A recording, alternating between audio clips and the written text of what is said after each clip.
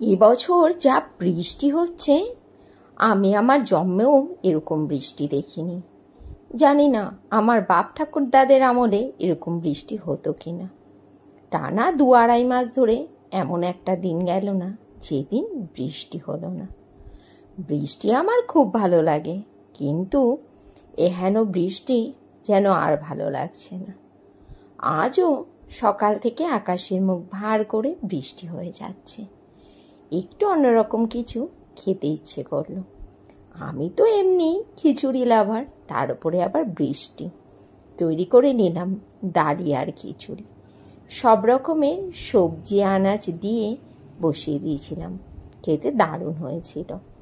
আর করেছিলাম সাথে সাদা আলুর দম, আনারসের চাটনি আর আলুর পাঁপড়। এই আলুর পাঁপড়টা খেতে বেশ ভালো লাগে।